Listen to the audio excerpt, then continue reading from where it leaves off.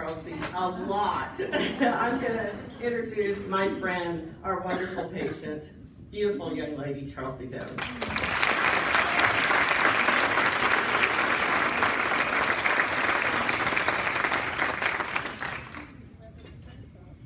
I only started ballet 4 years ago. Just ignore that picture that you saw. Super fun though. So I guess I don't really need to introduce myself after that. Would you believe after I did all of that stuff, I still did not get into Yale? But it's okay. So I did speak here when I was 12. My speech began with this riff on the number 12, and I mentioned Roger Staubach, and then I got a football signed by Roger Staubach, so that was really cool. But I did play my violin here. I did not bring my violin today, I'm sorry. So I've spoken a lot for Scottish Rite since I've been probably about 10. So this is I'm 18, I'm graduating from high school. And so this is kind of my swan song, I believe somebody called it. So this is my farewell speech, I guess, to Scottish Rite. And also, I've also spent the last year writing like 1,000 college essays because I applied to way too many schools. So I'm gonna work those into my speech a little bit, or my talk. I'm not really speaking, we're just having a conversation. But you have to wait until the end of my speech to find out where I'm going. So I was born with brachydactyly, which means I don't have fingers in my right hand. No sonogram showed it. It was completely unexpected when I popped out, and my parents were kind of shocked. My grandmother asked my dad when he called, does she have 10 fingers and 10 toes? And my dad was like, no. And she will never ask anybody that question ever again. But I was pretty normal. I sucked on my hand the way that some kids suck on their thumb. That picture that Stephanie showed of me at the Arboretum, I was a pretty serious baby, or I never cried, is what my mom said. I would just stare at people and like sum them up. So she always likes to tell the story about that picture. We went to the Arboretum after my baptism, and I just sat there while she took pictures. I don't do that anymore. I'm like, no, please don't take pictures. So yeah, I was pretty normal. I loved Winnie the Pooh because he had 2 little hands. And I would say I love him even more now because he wears a crop top even though he's not skinny. So I think that's something we should all aspire to be. Yeah. He also has a sweet tooth, and as the cookie picture showed, I have a massive sweet tooth as well. But I was very, very fortunate because I grew up, my family loved me unconditionally. People at Scottish Rite have loved me unconditionally. I've been at the same school. I've gone to Hockenay since I was in pre-K, so I've always been accepted there. People kind of forget that I don't have fingers on my right hand. So I can do anything that I want to do with a little creativity and a little effort. So I wrote an essay for Georgetown chronicling my special skills, because that was literally the question: what special skills do you have that you could bring to your career at Georgetown? So I will read the essay for you now. I'm a decent dancer, but although I can walk in pointe shoes, I can't do much else in them. Name a book and I'll name the author. I'm a painter. 4 of my paintings have been sold in auctions and 2 in an art gallery. After spending lots of time in therapy, I make an excellent therapist in a pinch. I type at the speed of sound and read at the speed of light. I can coach little boys' basketball teams, true story.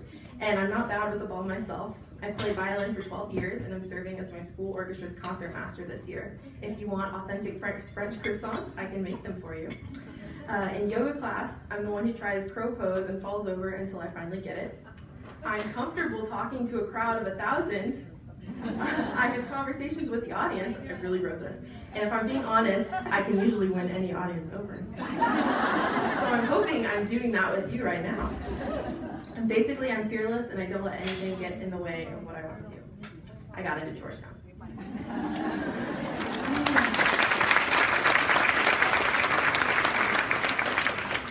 I think the coolest part about Scottish Rite, so I don't use a prosthetic. The only prosthetic that I do use is to play the violin, but everything else I kind of have figured out a way to do on my own. And Scottish Rite just accepts kids exactly the way they are. There's no conditions on being like a worthy person who deserves love. And so when you come into Scottish Rite, whether you're old or young or missing like both hands or have both hands, you know, you feel just like accepted and people are excited to see you. And it's just it's a really neat feeling. So I always feel like I'm coming, it's like my second family. And the great thing about that is the attitude doesn't just apply, the attitude of acceptance doesn't just apply to the reason that you're a patient at Scottish Rite. So they talk about acceptance, they accept every part of you. So I was diagnosed with type 1 diabetes when I was 11 years old, I have my pump on my skirt. And that kind of led to, so if you're not familiar with type 1, it's an autoimmune disorder that requires you to take insulin for every carb you eat, ideally. That doesn't always happen. So you have to be really hyper-focused on food. So that kind of hyper-attention to food. I was also super tall, as you see in those pictures. I was like the tallest girl in my class from the age of like 5. I was this height when I was in 5th grade. And then I just stopped. But so that kind of, the hypertension to food and the feeling of being bigger than everyone else led to an eating disorder. So I was a full-fledged anorexic from 8th grade through 9th grade. And then I kind of like started eating, and then I would like eat and then starve myself and then eat again. Then I started binging, which actually, if you don't know a lot about eating disorders, anorexia and binge eating disorder really do go hand in hand. Public announcement. So 8th grade was pretty horrible for me. Just to show you what it was like. I showed up to our first dance with St. Mark's, which is our brother's school, and 3 other girls were wearing the same dress that I was. This was just the kind of year that was. Just project that on the rest of the year. It was just horrible. I would like cry in the car every morning because I just did not want to go to school. I actually wrote an essay for the University of Virginia about it. Yeah, because why not? The question was asking about my quirks, and I talked about how, because when I was really sick, I would pick apart all the food that I ate to make it last longer. So when I had sandwiches, I would pick off the bread, so there was like this tiny layer of bread that I could hold, eat the filling, and then eat the bread. So brilliantly, I used it as a segue to talk about my eating disorder and my recovery. And then I ended with, I still pick apart my sandwiches, you can taste both the filling and the bread better that way. So I also got into UVA. So yeah, for my 8th grade graduation, I have another prosthetic, I just don't use it all the time. In 7th grade, I came and asked for something that would make it look like I had a hand. So I got a cosmetic prosthesis that doesn't do anything, it just sits there, but it's very real looking. It has wrinkles, it has pores on the back of the hand. It's a little bit tanner than me, because I'm pretty pale, but that's about it.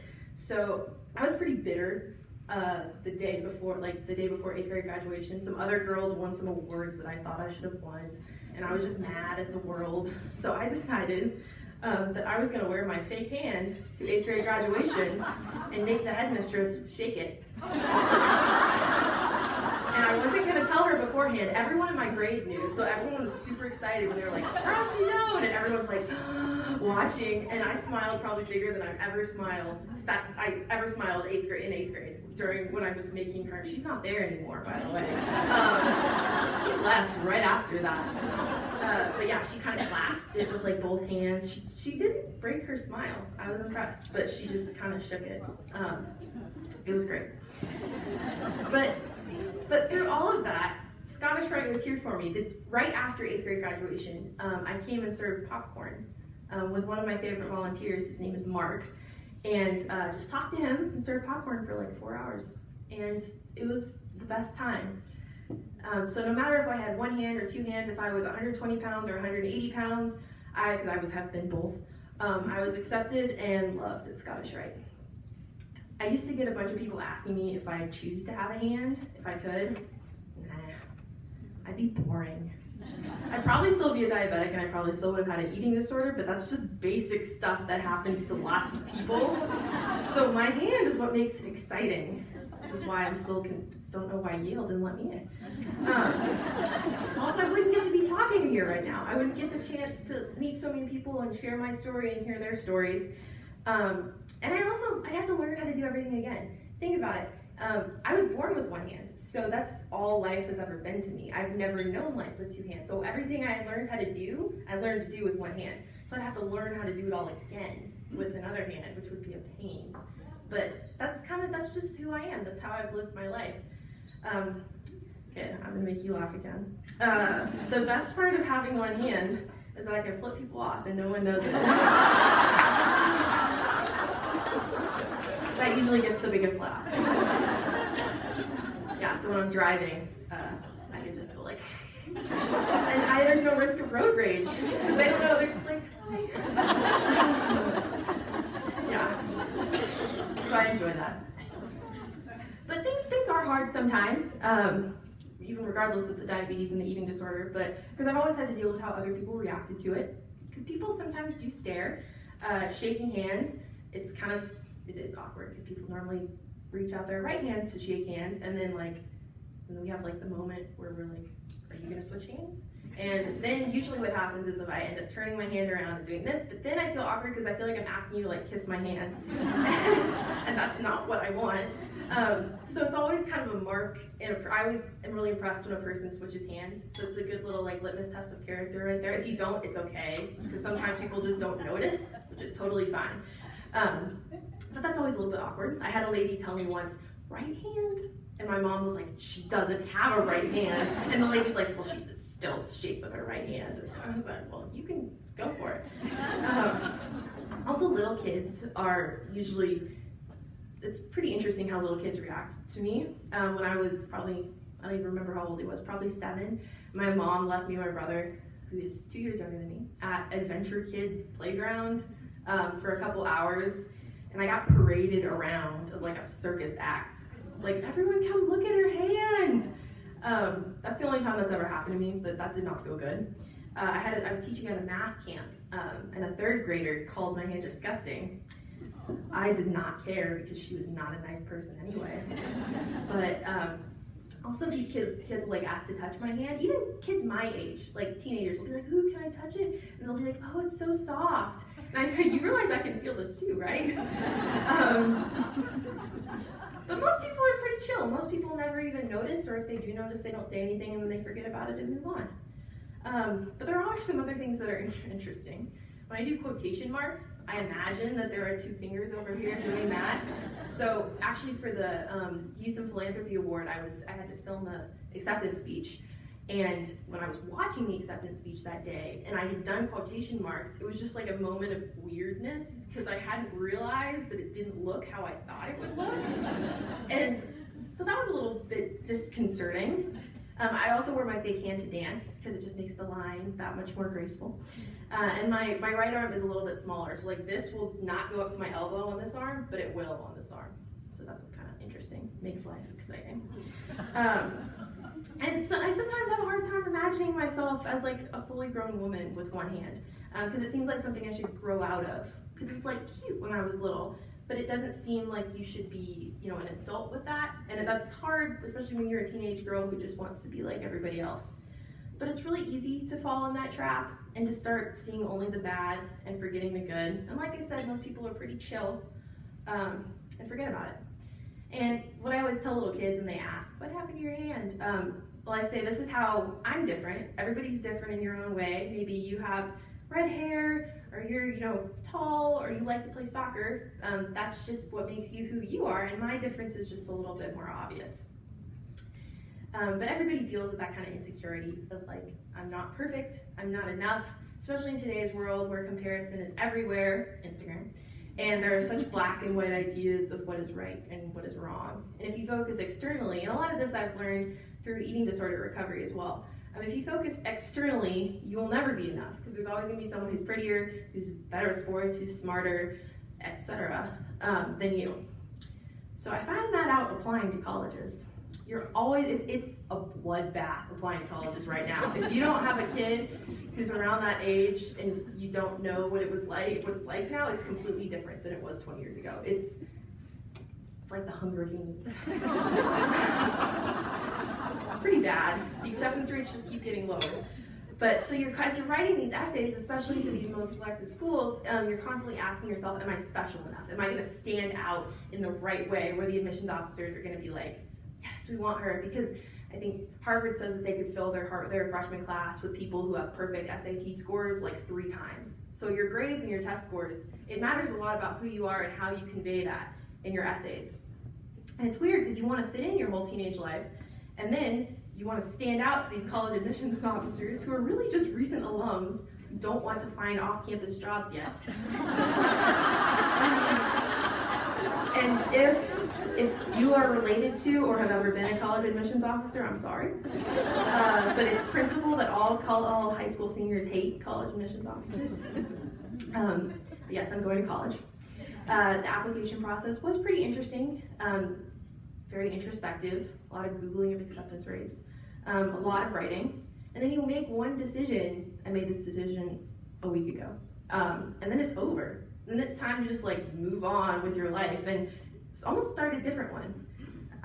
So I had to convince myself that where I decided to go wasn't representative of who I am as a person, that self-worth isn't tied up in the name of the college you went to. So I kept looking at people and that I respected, like Stephanie, and thinking, I don't know where they went to college. Therefore, must not be that important in the type of adult you are and the type of life that you lead. I was accepted to 11 schools, including Duke, WashU, Bowdoin, Davidson, and Virginia. Also, I was waitlisted at Princeton. They didn't reject me. But I'm going to UNC Chapel Hill, Carolina Blue. Yeah, so I'm also going on full academic scholarships.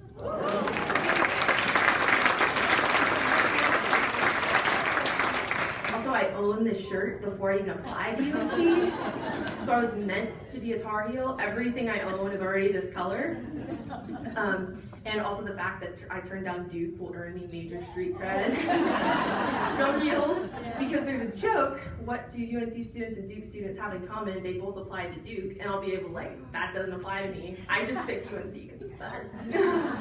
And again, Duke is a great school. You are really great basketball program, love Coach K.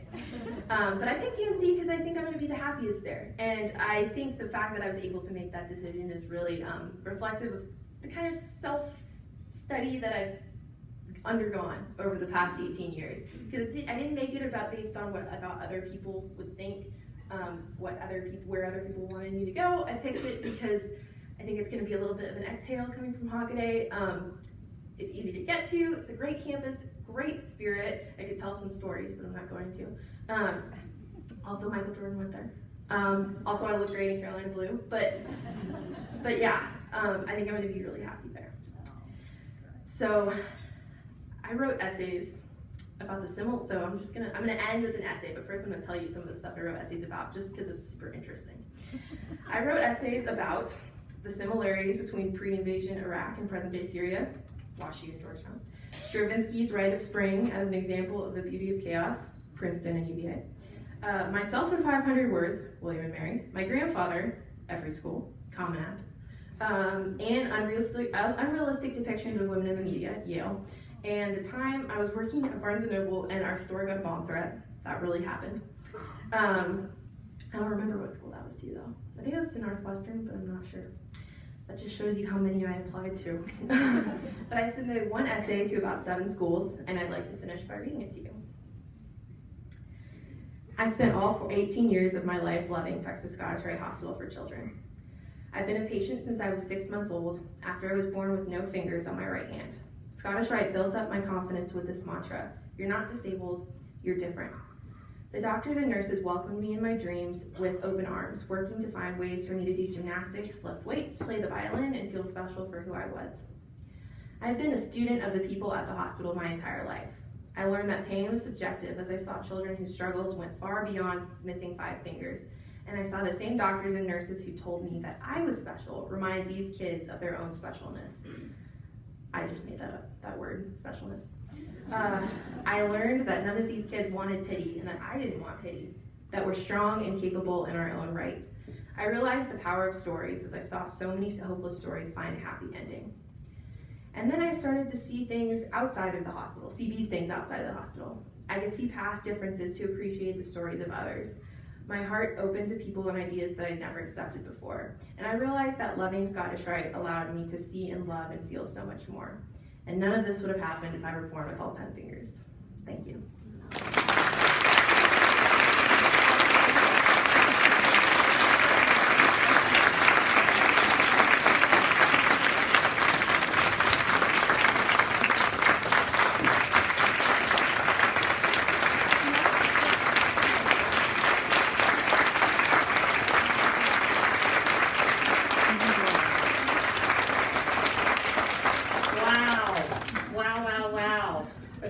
y'all notice that Charlesy has read a lot of books, but what do you think she just told? Her story. And she's going to be an author of many more books to come, I think. So we're going to see her name on books that she says she knows all the authors too. So y'all are going to hear it first. It's her book will probably be coming out soon because your writing is excellent. And I think, did she not do a lot of writing? Look at all those schools. In total, do y'all remember how many schools she applied to? 11. Excellent job, Charlesy. Thank you, thank you, thank you. I'm keeping her up here because we're going to use her in just a second. But my name is Meg Boyd, and I serve as our director of our volunteer program.